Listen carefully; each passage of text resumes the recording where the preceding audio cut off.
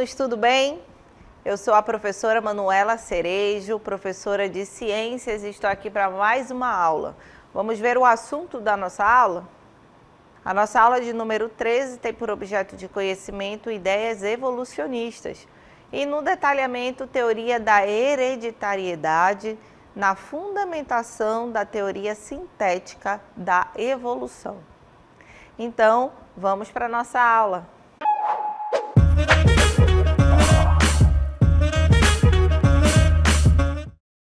E vamos dar continuidade falando de evolução, sendo que agora a gente vai falar também de genética, né? Então, até aqui nós falamos de evolução, nós falamos da grande contribuição que Charles Darwin deu quando ele apresentou o seu livro A Origem das Espécies, falando de evolução, de que os seres vivos sofriam modificações ao longo do tempo, né? Não eram imutáveis como muitos acreditavam até aquele momento, certo? Então, Charles Darwin veio com esse conceito de evolução e ele também falou sobre seleção natural. E o que seria essa seleção natural de Darwin? Para Darwin, em algum momento apareciam características vantajosas e essas características elas eram repassadas e eram transmitidas, né, para os descendentes e dessa maneira essa espécie se tornava mais forte e mais adaptada àquele ambiente. Não foi bem com essas palavras que Darwin tentou explicar a seleção natural, até porque ele não sabia essa questão da transferência, de passar as características para os descendentes. Quando a gente fala disso, a gente está falando de genética. E os princípios genéticos foram apresentados depois que Darwin publicou o seu livro em 1859, A Origem das Espécies, falando sobre evolução. Então, Darwin lançou a seleção natural, mas existiam lacunas ali para explicar como é que essas características eram observadas em gerações futuras, né? Ele não conseguiu explicar isso porque ainda não existiam os princípios genéticos.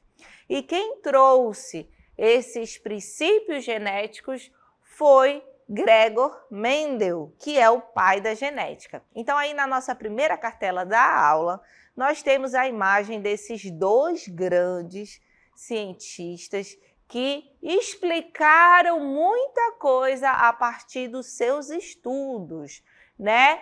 E aí nós temos o Charles Darwin, que um pouco antes de surgir o estudo da genética de Gregor Mendel, ele falou sobre evolução, falou sobre seleção natural, certo? E aí veio Gregor Mendel explicando os princípios básicos da genética, falando de que maneira essas características eram transmissíveis para gerações futuras. E daí surgiu o que a gente chama de teoria sintética da evolução, que é o que a gente vê aí, que também pode ser chamada de neodarwinismo. Quando a gente fala neo, esse prefixo aí, ele é utilizado para falar que é algo novo. Então, o darwinismo eram as propostas de Darwin, né, falando sobre evolução, falando sobre seleção natural, certo? Sendo que quando a gente fala em neodarwinismo, a gente está juntando as propostas de Darwin com os conceitos, com os princípios de genética lançados por Gregor Mendel, certo? Então, o neodarwinismo, ou teoria sintética da evolução, representa uma união entre as ideias de Darwin sobre seleção natural e os avanços genéticos, né, que foram aí obtidos a partir dos estudos de Gregor Mendel, né? Então, essa apresentação dos princípios genéticos, né, foi fundamental para entender como é que as características eram transmitidas de geração para geração e como a evolução ocorre ao longo do tempo, certo?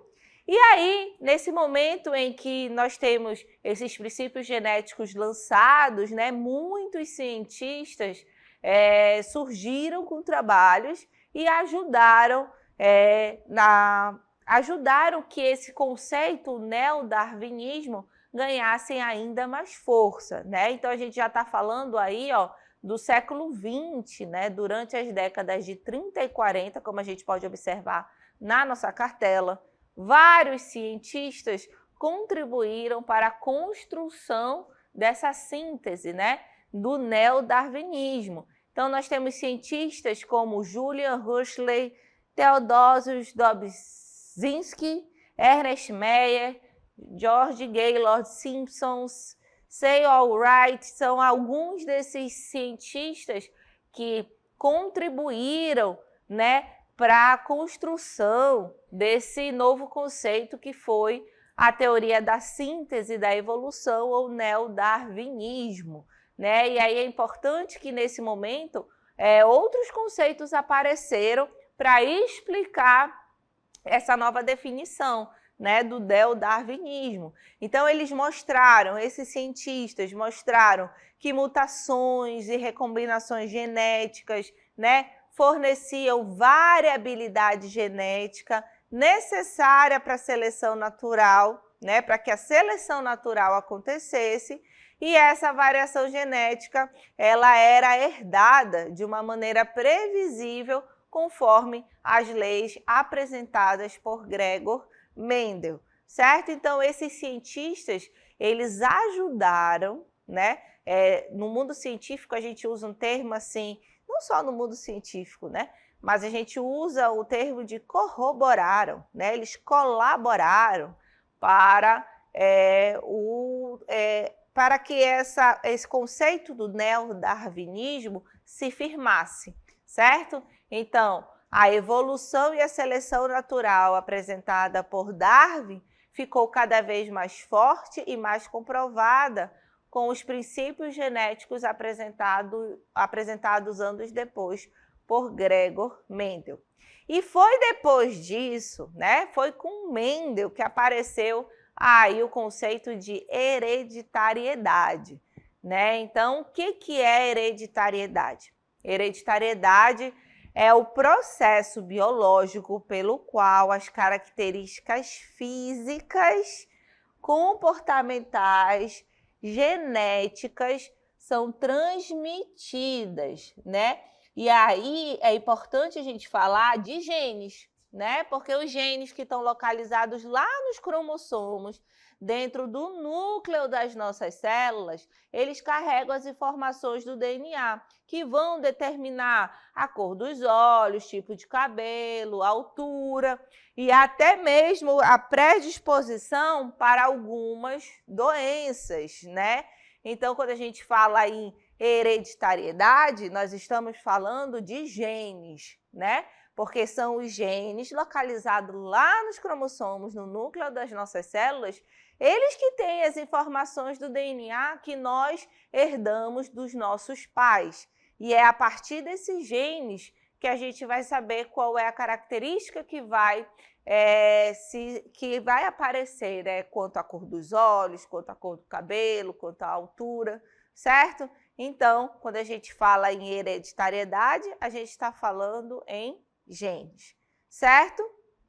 E aí, a gente pode voltar ali para a nossa cartela para falar sobre o papel da hereditariedade na evolução. E aí é importante vocês observarem como que os princípios do Mendel, ele ajudou muito a explicar tudo aquilo que Darwin falou alguns anos antes, né? Então, como papel, exemplos de papel da hereditariedade na evolução, a gente pode falar da variabilidade genética, né? E o que é variabilidade genética? A variabilidade genética são as combinações que os genes podem provocar, certo? Quando a gente fala em variabilidade genética, gente, a gente não está falando em seres completamente iguais, né? Porque quando a gente fala em clones, a gente está falando em seres geneticamente iguais, um igual ao outro. Mas quando a gente fala em variabilidade genética, a gente fala que houve uma mistura, houve uma recombinação, né, ali e a partir dessa mistura a gente consegue gerar outras características, certo? Então a variabilidade genética ela é fundamental para a gente entender a evolução. Por quê? Porque ela explica a seleção natural, certo? Então a seleção natural acontece. A seleção, como o próprio nome diz, ela é natural. Por meio da variabilidade genética, vão aparecer características que podem ser positivas, mas também aparecem características que podem ser negativas, certo? Sendo que as positivas, as vantajosas, elas vão ficar, né? Porque quem tiver com alguma característica negativa não vai sobreviver àquele ambiente. Então, quem vai transmitir, quem vai gerar descendentes e transmitir características são os seres que estão com essa característica positiva, que foi gerada a partir da variabilidade genética. E aí essa característica que é positiva para aquele ambiente se torna algo que vai ser transmitido para as próximas gerações. E aí é o segundo ponto da nossa cartela, né? Então, a variabilidade genética ela explica essa transmissão das características, né? E essa transmissão das características fez com que esses seres vivos evoluíssem e se modificassem ao longo do tempo, certo? Então, como consequência aí do papel da hereditariedade, nós temos a variabilidade genética, que fornece aí as transmissões de características, e isso é feito por meio da seleção natural, né? A seleção natural ela vai atuar sobre essa variabilidade genética, né? E aí a gente tem a partir dessa seleção, a partir dessa variabilidade genética, favorecendo os indivíduos com características mais propícias, mais adaptadas ao ambiente em que ele vive, certo? E aí, continuando, a gente continua com esse assunto, né, sobre evolução, sendo que explicando melhor as lacunas que foram deixadas com os estudos de Darwin, né? E essa explicação, como eu falei para vocês, ela vem por meio dos estudos que Mendel apresentou, certo? E aí, mais uma vez, a gente conseguiu explicar melhor, a gente conseguiu falar melhor sobre seleção natural depois que nós conhecemos os princípios básicos da genética, né? Então, a seleção natural é um mecanismo central da teoria da evolução proposta por Charles Darwin, né? E a seleção natural ocorre quando certos indivíduos em uma população possuem características que lhe conferem uma vantagem na sobrevivência e reprodução em um ambiente específico, certo? E essa característica, por ser vantajosa, né, ela vai ser transmitida, né? E para que a seleção natural ocorra, deve haver a variação genética. E é quando a gente falou em variabilidade genética dentro de uma população. Essas variações são grande parte resultado de mutações e recombinações genéticas, certo? E as características vantajosas, elas vão ser transmitidas, né? Elas vão ser passadas para as próximas gerações, certo? E aí, como característica da seleção natural, nós temos aí, ó, na nossa cartela, a variação e a herança, né? A variação e a herança. Então, existe aí a variação genética, né? E essa variação, essa característica vantajosa, ela vai ser transmitida e é daí que vem a palavra herança, certo? Nós temos também aí, ó, para que vocês possam entender melhor, como é que essa seleção natural ocorre na vida mesmo dos seres vivos, né? Então, nós temos a diferença na reprodução, por exemplo. Olhem aí essa imagem, como esse pavão bem bonito que está representado aí, mas vocês sabem por que o pavão ele é tão bonito assim, tão colorido? Não é por acaso, né, gente? Os pavões machos, eles têm caudas longas e coloridas, e essas caudas longas e coloridas, elas são utilizadas para atrair suas fêmeas durante o acasalamento. Então, quanto mais colorida e maior, mais chance esse pavão vai ter de reproduzir. E dessa maneira ele vai passar aí essa característica para as suas próximas gerações, certo? E dessa maneira, os pavões que não tinham essas penas tão bonitas, essa característica acabou ficando para trás. E aí a consequência disso é que nós temos aí esses pavões cada vez mais exuberantes, justamente para atrair a sua fêmea para o acasalamento. Outro ponto importante que aparece é a adaptação, né? E a adaptação se refere a, quando a gente fala em adaptação, é justamente quando a gente quer falar que aquelas características mais vantajosas, elas vão ser passadas de geração para geração, tornando aqueles seres vivos mais aptos, mais adaptados naquele ambiente em que ele vive, certo? Então, aí são os exemplos de atuação da seleção natural. E para falar de mais exemplos, nós temos aí, ó, a Biston bertularia. Esse nome científico, como a gente pode observar, é dessa mariposa aqui. Essa Biston bertularia é uma mariposa que é conhecida como bicho-pau. E por que ela é chamada de bicho-pau? Porque vocês percebem que ela se camufla quando ela está no tronco da árvore, certo? E aqui tem um fato histórico muito interessante quando a gente fala da Biston bertularia. Por quê? Porque ela tem uma variedade clara e ela tem uma variedade escura. Na Inglaterra, antes da Revolução Industrial, a variedade clara tinha muito mais indivíduos, sendo que com a Revolução Industrial, os troncos das árvores ficaram mais escuros. E aí a variedade clara se tornou uma presa fácil para os predadores. E aí foi quando surgiu a variedade escura.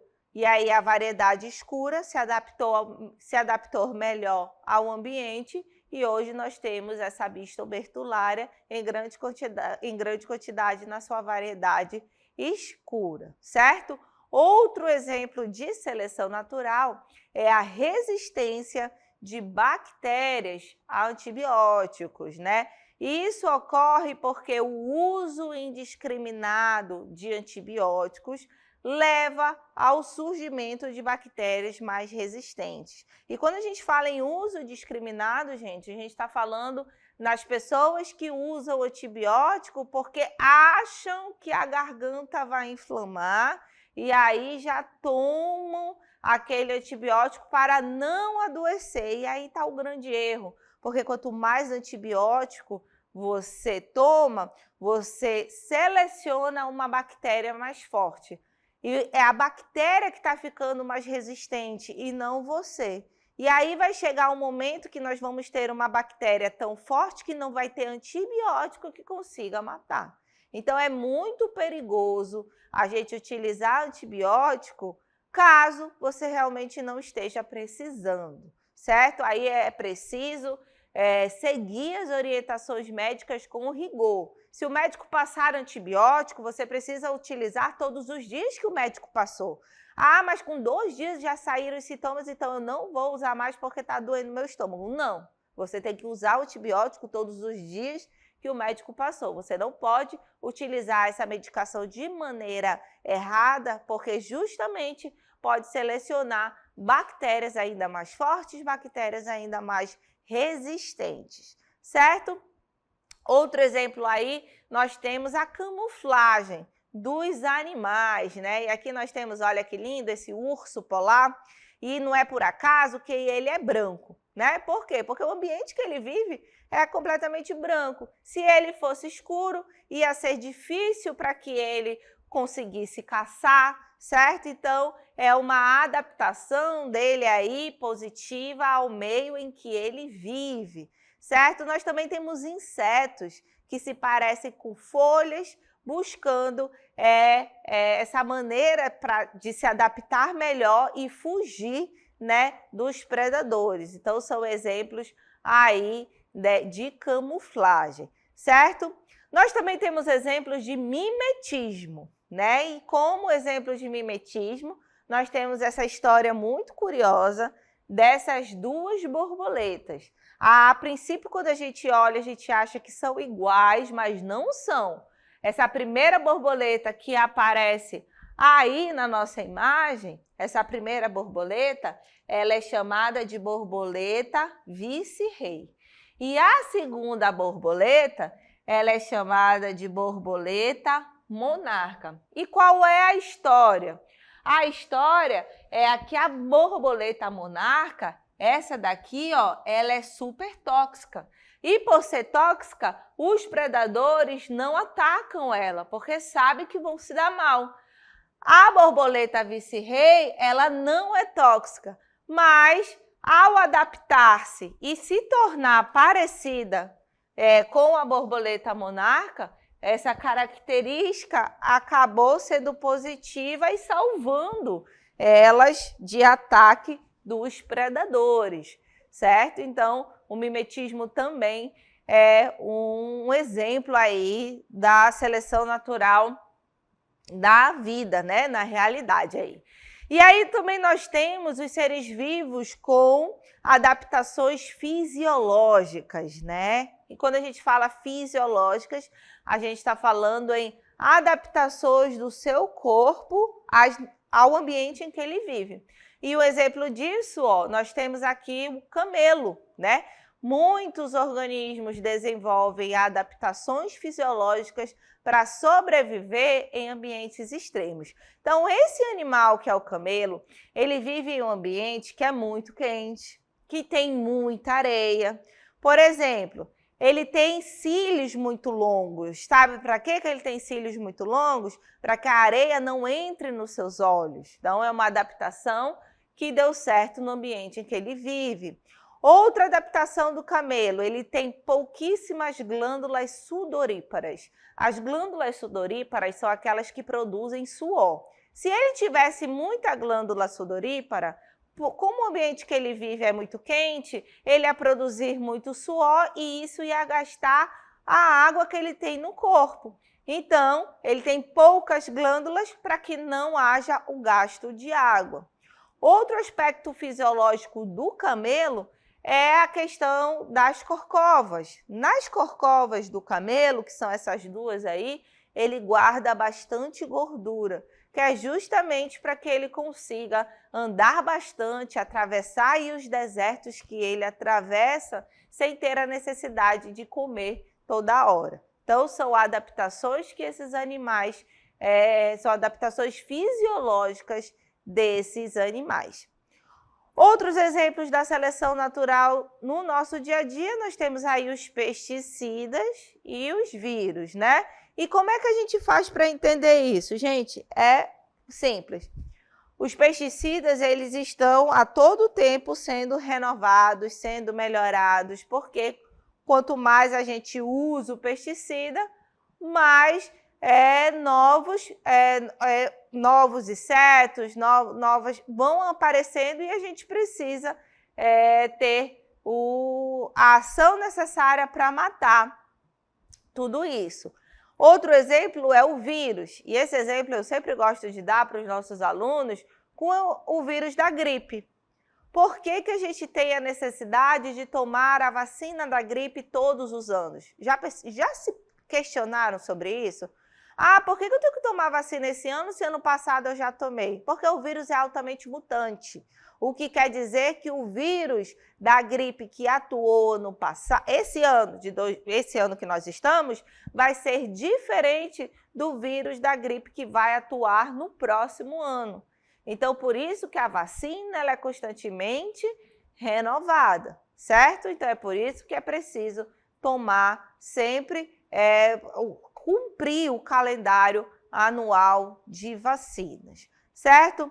Outro termo que nós temos aí para apresentar para vocês na nossa aula é a deriva genética, né? E o que é a deriva genética? É um processo evolutivo que envolve mudanças aleatórias nas frequências dos alelos, e aí a gente está falando de genes, né? Em uma população de uma geração para outra. E aqui a gente precisa saber que, ao contrário da seleção natural, né, que é direcionada e vai favorecer os alelos que conferem uma vantagem adaptativa, quando a gente fala em deriva genética, é diferente. Aqui, a deriva genética ela é aleatória e pode ocorrer independentemente de qualquer vantagem ou desvantagem, certo? Então, o termo deriva genética é diferente de seleção natural. E quais são as causas da deriva genética, né? Nós temos aí o efeito gargalo, que ocorre quando uma população passa por um efeito que reduz drasticamente seu tamanho, como, por exemplo, uma catástrofe natural, né? Então, poucos indivíduos que sobrevivem, né? Eles podem não representar a diversidade genética original da população, levando à perda da variabilidade genética, né? Então, aí são causas da deriva genética. Então, nós temos aí um exemplo desse efeito gargalo que nos guepardos. Os guepardos passaram por um evento de gargalo populacional há cerca de 10 mil anos, possivelmente devido a mudanças climáticas severas ou catástrofes naturais como as glaciações, né? Naqueles períodos em que ficou muito frio. Durante esse período, a população de guepardos foi drasticamente reduzida, possivelmente a um número muito pequeno de indivíduos, certo? Então, esse é um exemplo do efeito gargalo. Mas também nós temos outro efeito como causa da deriva genética, que é o efeito fundador. O efeito fundador ocorre quando um pequeno grupo de indivíduos se separa da população original e coloniza um novo habitat. E para exemplificar o efeito fundador, nós trouxemos aí essa animação que descreve o que aconteceu nas ilhas de Pitcairn. Vejam aí. As Ilhas Pitcairn são um pequeno grupo de pequenas ilhas no remoto Pacífico Sul, mais distantes de qualquer continente do que qualquer outra ilha habitada. As ilhas são a última colônia britânica no Pacífico Sul e a mais isolada dependência britânica. A escarpada ilha principal foi colonizada pelos amotinados infames do HMS Bounty e seus companheiros polinésios, e a maioria dos meros 4 dezenas de habitantes atuais de Pitcairn são seus descendentes. Rival de Tristão da Cunha na busca pelo título de território habitado mais remoto do mundo, as Ilhas Pitcairn possuem um título incontestado. Com somente 56 habitantes, trata-se do país menos povoado do mundo. Eles são descendentes dos amotinados do Bounty e das mulheres e homens taitianos que fugiram com eles. Os amotinados chegaram a esta ilha desabitada em 1790. O grupo consistia em 9 amotinados do Bounty, que juntamente com 18 polinésios taitianos, 6 homens, 11 mulheres e uma menina, se estabeleceram na ilha e incendiaram o Bounty. São somente 47 quilômetros quadrados divididos entre 9 famílias em um clima tropical úmido, com luz elétrica entre 7 da manhã e 10 da noite, fornecida por geradores. Pensando nisso, foi desenvolvido um programa educacional e de conscientização pública sobre iluminação noturna. Cursos foram realizados para treinar um pequeno grupo de ilhéus na observação de estrelas e no uso de telescópios e binóculos. Um regulamento preciso sobre a gestão da iluminação exterior foi aprovado pelo governo das ilhas. O Conselho de Turismo das Ilhas tem planejado oferecer, entre outros, um tour pelas 4 ilhas do território. Muito bem, então vocês observaram aí, né, que o que aconteceu nessas ilhas é um exemplo do efeito fundador, né? A nova população que ali se estabeleceu a partir do motim que foi feito lá no navio, ela tem uma chance muito grande de ter pouca diversidade genética em relação à população original, certo? Como exemplo, né, como consequência dessa deriva genética. E os alelos presentes nos fundadores terão a maior frequência. E aí é bom a gente falar que o que aconteceu nas ilhas de Pitcairn, que vocês acabaram de ouvir, foi no século XVIII. E a gente tem essa população existente lá até os dias de hoje. Então, a população que reside ainda nessas ilhas são populações descendentes das pessoas que realizaram aquele motim lá no século XVIII, certo? E aí, como consequências da deriva genética, né, nós temos a perda da variabilidade genética. A gente não vai ter como fazer muitas recombinações, muitas misturas ali genéticas, né? Fixação de alelos que vão estar presentes em várias gerações e divergência entre populações são aí exemplos, são aí consequências da deriva genética. Certo? Essa foi a nossa aula.